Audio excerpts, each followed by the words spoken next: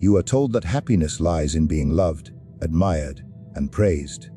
Yet I tell you, this is the very poison that keeps you weak. This video shall not comfort you.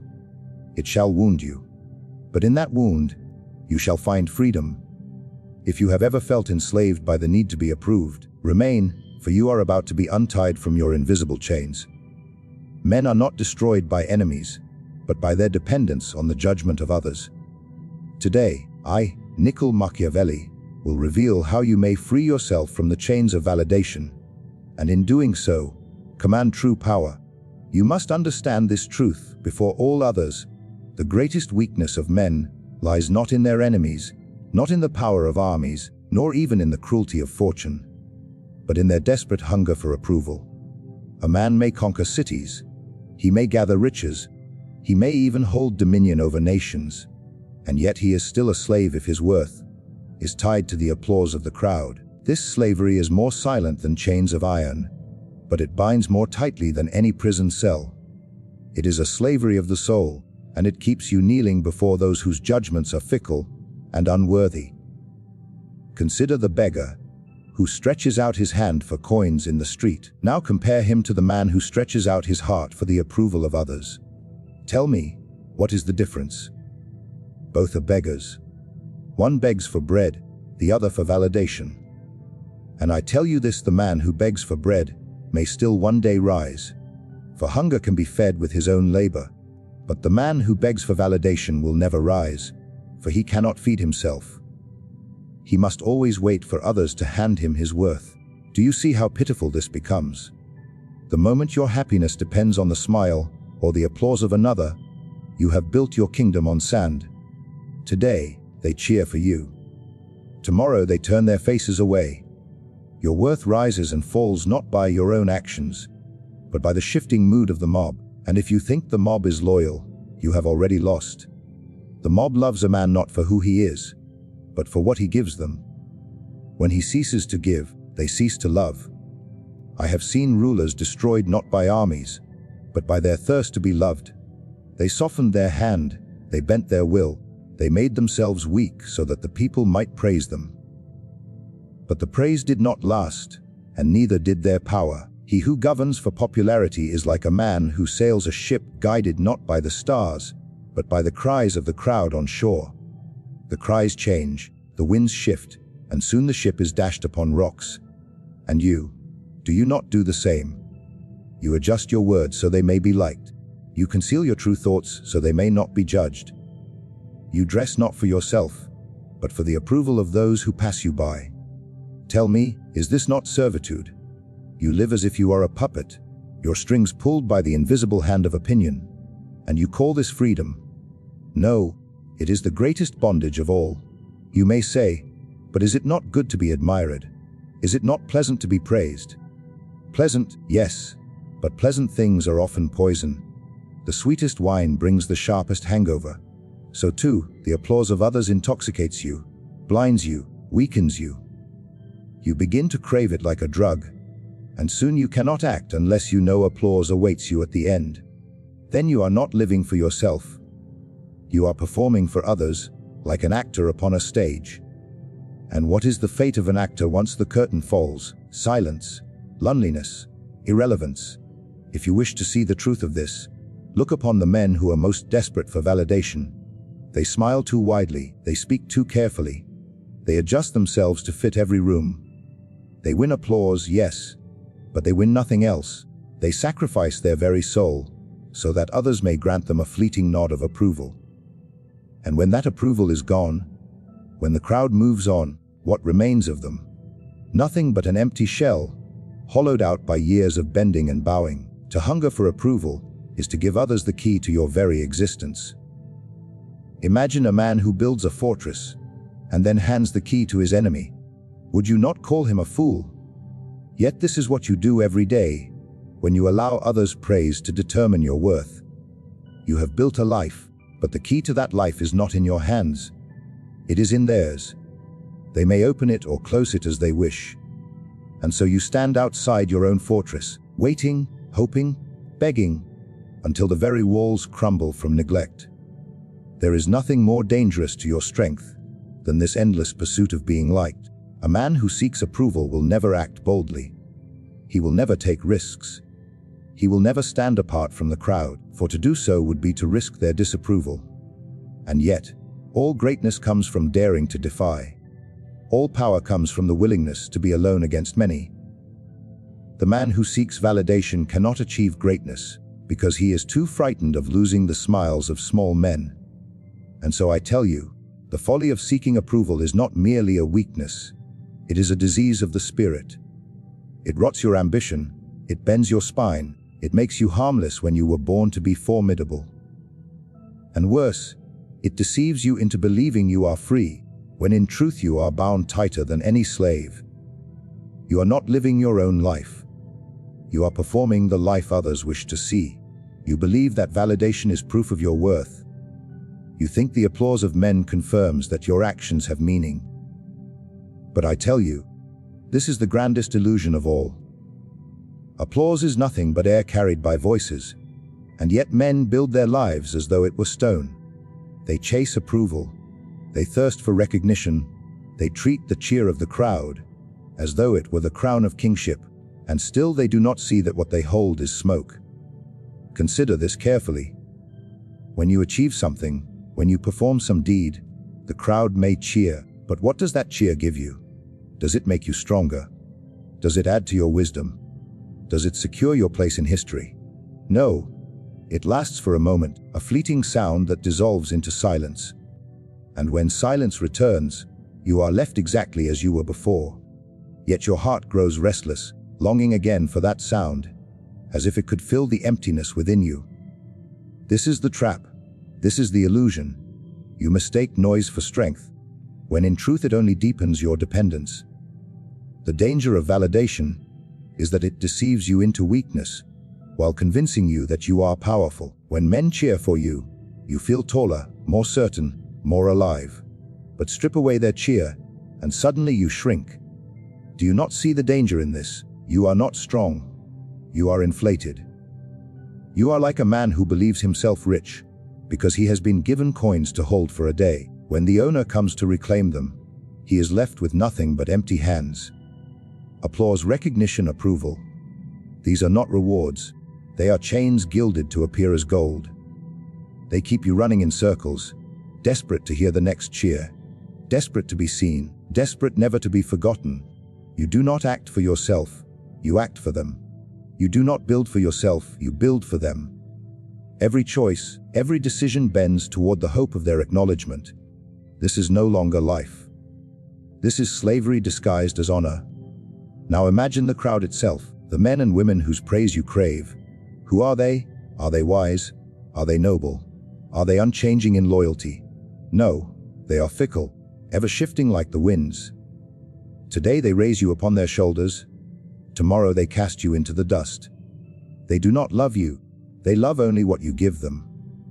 And when you fail to give, or when you cease to entertain, they turn their eyes to another, forgetting you as swiftly as a man forgets a dream upon waking.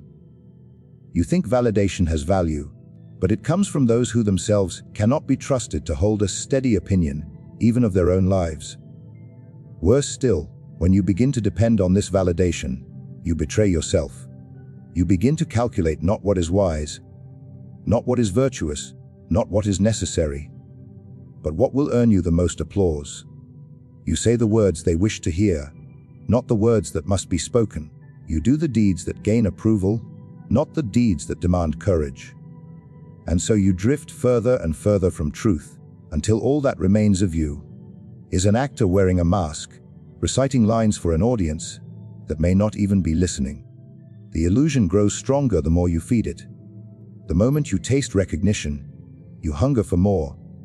And yet each taste leaves you emptier. Each cheer fades faster than the last. You must run harder, perform greater, sacrifice more, all for the hope of a louder applause. Do you see now? Validation is not nourishment, it is starvation. It does not fill you, it devours you. Think of the man who lives without applause. He acts according to his will. He builds according to his vision. He stands firm even when all others scorn him.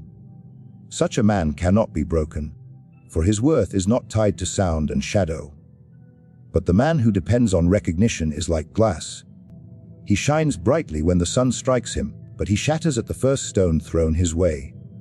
And so, this illusion of validation is more dangerous than open opposition. An enemy makes you strong, for you must sharpen your blade to defend yourself. But applause makes you weak, for you dull your edge, while basking in comfort. One day you awaken and discover that you are no longer feared, no longer respected, no longer even remembered. All that remains of you is the faint echo of clapping hands, fading into the distance, leaving behind only silence. Power is not granted by the cheers of the people, nor by the titles bestowed upon you, nor by the applause that follows your deeds. These things are fragile. They vanish as quickly as they appear, and they leave you naked once they are gone. True power cannot be given, it cannot be borrowed, and it cannot be taken from you unless you consent. True power is born within, forged by discipline, sharpened by action, and anchored in the strength of your will. The man who governs himself is greater than the one who governs 1,000 others. For what good is it to rule a city if you cannot rule your own desires? What good is it to command an army if you cannot command your own weakness? The man who has mastered himself fears nothing, for his foundation is unshakable. But the man who depends on the opinion of the crowd, the recognition of his peers, or the approval of his rulers, such a man is forever at the mercy of winds he cannot control. Look around you and observe how many live not by their own measure, but by the measure of others. They weigh their worth on scales owned by strangers. If the scales tip in their favor, they are pleased. If not, they despair. Is this not foolishness? A man allows his very soul to be decided by voices that neither know him nor care for him. This is not power. It is weakness disguised as life. The crowd is fickle and fortune is fickle. Both turn as they please, without warning, without loyalty. To build your strength upon them is to build your house upon waves. Yet men do this every day, thinking themselves wise, and then they wonder why their lives crumble at the first storm. They do not realize that their foundation was never their own. It belonged to others. Understand this: you must learn to measure yourself by your deeds and by your discipline. The deed does not vanish when the crowd is silent. The discipline does not fade when applause is absent. These things are yours, born of your own effort, and they cannot be stripped away unless you abandon them. The man who relies upon them is unshakable. Whether he is praised or hated, admired or forgotten, he remains whole. For he has built his fortress within himself, and no enemy can breach it. The strongest men in history were often despised in their own time. They were ridiculed, scorned, cast out, even hated. Yet their power endured, for it came not from the mob, but from themselves. They held fast to their vision, acted with conviction, and refused to bow before the shifting will of the masses. Today they are remembered not because they sought validation, but because they ignored it. Their power outlived both the cheers and the jeers, because it was not borrowed. It was born within. Consider the difference between the man who is praised and the man who is disciplined. Praise may lift you for a moment, but it vanishes like smoke. Discipline builds you for a lifetime, and it hardens you against every trial. The praised man crumbles when forgotten, but the disciplined man endures even in silence. For he knows that his worth does not depend on who is watching, but on what he has built within. There is no armor stronger than self-mastery. When you govern your own mind, when you command your own habits, when you hold dominion over your own fears, then no ruler, no enemy, no crowd can move you. For what can they take from you? They can strip your wealth, they can deny you recognition, they can even cast you into exile, but they cannot touch the fortress of the self. A man who possesses this fortress is untouchable, and this is the essence of power. Do not misunderstand, this is not the absence of ambition. This is not withdrawal from the world. The man who possesses inner power still acts, still builds, still conquers. But he does so on his own terms. He does not bend to gain approval. He does not shift to earn applause. He acts because he wills it, and his will is enough. This is why such men inspire both fear and respect, because they cannot be manipulated by praise, nor weakened by criticism. The crowd senses this, and it unsettles them. They cannot move such a man with either flattery or insult. He is indifferent to both, for he has measured himself already, and their words cannot add nor subtract from his strength. This is what makes him dangerous, for he cannot be controlled. And it is also what makes him free, for his worth is anchored in something no one can touch.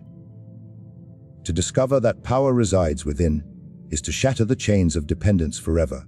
It is to recognize that the true battlefield is not the opinion of others, but the dominion of your own mind. If you win this battle, you win all others. If you lose this battle, no victory elsewhere will save you. For the man who is not master of himself is always the servant of another. There is a hidden art that separates the strong from the weak, the rulers from the ruled, the free from the enslaved. It is not found in the constant pursuit of love, nor in the desperate chase for admiration. It is found in indifference, the man who can look upon both praise and insult with the same cold gaze, the man who neither hungers for approval nor trembles at rejection. He is the man who cannot be broken. Indifference, though often mistaken for weakness, is the highest form of strength. Most men live in chains of emotion, their moods rising and falling with the opinions of others. If they are praised, they glow. If they are mocked, they despair. They live as captives, their very sense of self tossed about like a leaf in the wind. But what is the fate of a leaf? It drifts wherever the air commands. What is the fate of a man bound to validation? He drifts wherever the crowd commands. He has no direction of his own. Indifference frees you from this slavery. When you no longer hunger for their applause, when you no longer shudder at their scorn, you rise above the crowd as a mountain rises above the plains. The mountain does not bow when the wind howls, it does not rejoice when the sun shines. It remains unshaken, indifferent to the passing moods of the sky. So too must you become. Praise and blame will come and go like seasons, but you must endure with the cold strength of stone. You may ask, is it not cold to live without seeking approval? Is it not harsh to turn away from the opinions of others? No, it is not cold, it is clear, for when you are indifferent, you see the world as it is, not as you wish it to be. Praise does not blind you into believing you are greater than you are. Insult does not blind you into believing you are less. You see yourself with sharp eyes, neither swollen by flattery nor crushed by criticism. This clarity is strength. The weak man is like a puppet. Pull the string of praise and he leaps with joy. Pull the string of criticism and he hangs his head in shame. Others rule him without even intending to. But the man who cultivates indifference cuts these strings. No voice can move him, no judgment can sway him. He walks his path with steady step, guided not by the noise of others, but by the command of his own will. Indifference does not mean hatred. Hatred is still a form of attachment, for it keeps you chained to the thing you despise. True indifference is colder, purer. It is to look upon both love and hatred with equal disregard. The mob may raise you as a hero or condemn you as a villain, and you remain unmoved. Their words are but echoes in the air, vanishing as quickly as they appear. You waste no thought upon them. This is the mark of a free man. History remembers those who dared to act without concern for the approval of their age. They were mocked, reviled, even despised by their contemporaries. Yet their names endure while the voices of their critics are dust. Why? Because they acted from strength, not from the desire to be applauded. They understood that power does not come from bending to opinion, but from standing firm in indifference to it. The crowd may shout, the enemies may sneer, but the man of indifference marches on, untouchable. When you are indifferent to validation, you gain something else: time. Consider how much of life is wasted in worrying over what others think. Hours, days, even years are consumed by the endless calculation of appearances. Should I say this? Should I do that? Will they like me if I act this way? Indifference burns away this waste. You no longer pause to calculate. You act swiftly, decisively, as you see fit. This makes you dangerous, for hesitation is the weakness of those who still crave approval. You will not hesitate. because you do not care. But perhaps the greatest strength of indifference lies in its power to make you immune. Imagine being untouchable to flattery and unbroken by insult. What weapon could others use against you? If they cannot sway you with praise, they cannot control you. If they cannot wound you with criticism, they cannot weaken you. The indifferent man is beyond reach, beyond manipulation. He becomes like iron. He may be struck, but he does not bend. The world belongs to those who cannot be moved by its noise, for the noise is endless. Every man you meet will have an opinion. Every crowd will have its judgment. If you allow yourself to be ruled by this, you will never know peace. But if you cultivate indifference, you will walk through the clamor as though through silence. You will be unshaken, calm and resolute, while the rest are tossed and turned like ships lost at sea. This, then, is the true strength of indifference. It is not coldness, it is freedom. It is not weakness, it is invincibility. It is not withdrawal, it is mastery. The man who attains it is beyond the reach of praise and blame alike, and thus he is the only man who truly governs himself. Freedom is not found in the shouts of the crowd, nor in the recognition of your peers. Freedom is not a gift they can hand you, for anything given can also be taken. True freedom is not offered from without, it is claimed from within. It is born the moment you cease to measure your worth by the voices of others, and instead anchor it in your own virtue, your own action, your own will. Men speak of liberty as if it were a matter of politics, of chains, of prisons, of rulers. But I tell you, the greater prison is invisible, and it lies within your mind. You believe you are free, because no one commands you with whips and shackles, yet you live as slaves to approval, slaves to validation, slaves to the endless desire to be seen and admired. A man can sit upon a throne and still be a prisoner if his every decision bends to the will of those who watch him. And a man in rags can be freer than a king if his life is governed by his own judgment alone. The path to freedom begins when you ask yourself, whose voice truly governs my choices? Is it mine, or is it theirs? You wake each morning and already you think of how others will perceive you. You speak words shaped not by truth, but by expectation. You act not with courage, but with calculation, always asking, will they approve of me? Will they reject me? This is not freedom. This is dependence dressed in finer clothing, but dependence all the same. Freedom requires that you turn your gaze inward.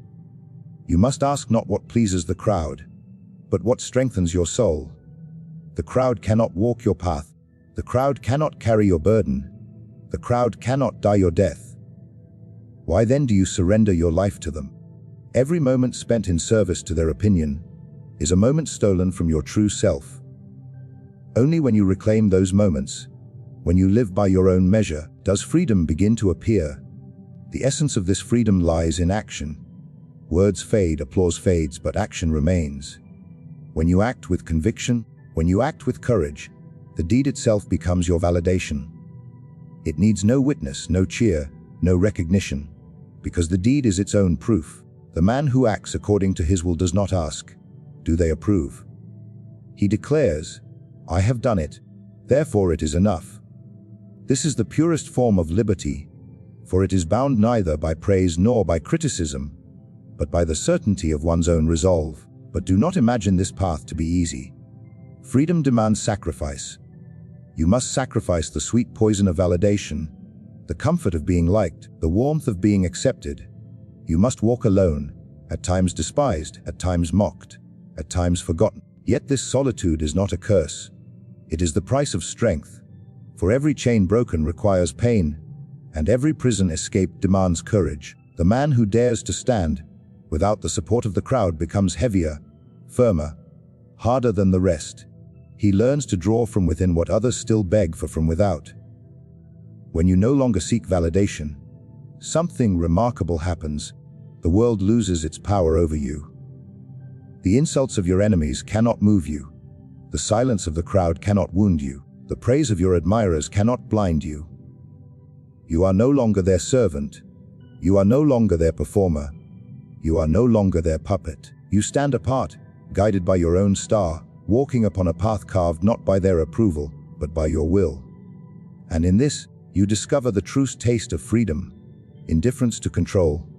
No man can bribe you with praise. No man can enslave you with scorn. They may speak, they may shout, they may cheer or they may curse, but their words pass through you like wind through the branches of a tree. You remain. You endure. You command yourself. And the man who commands himself is freer than all the rest, for he is master where it matters most in the dominion of his own soul. This is the path to freedom, to silence the endless need for validation, to abandon the thirst for approval, and to act with the certainty that your worth lies not in their hands, but in your own deeds. To know this, to live this, is to step beyond the reach of the world and into the only kingdom that can never be taken from you. The kingdom of yourself. You have now seen the truth laid bare. The need for validation is the invisible chain that binds men to weakness, the illusion that deceives them into slavery while they believe themselves free. Approval is nothing but air, fleeting and fickle, and those who depend upon it are forever prisoners of the crowd's shifting mood. True power is not given by voices, but forged within. It is born from discipline, from indifference to opinion, from the courage to act without applause. To abandon the hunger for validation is to reclaim your strength. To walk indifferent to praise and insult alike is to become untouchable, and to anchor your worth in your own deeds, your own will, your own virtue. This is to stand free, beyond the reach of all who would control you. Remember, the man who commands himself commands the world.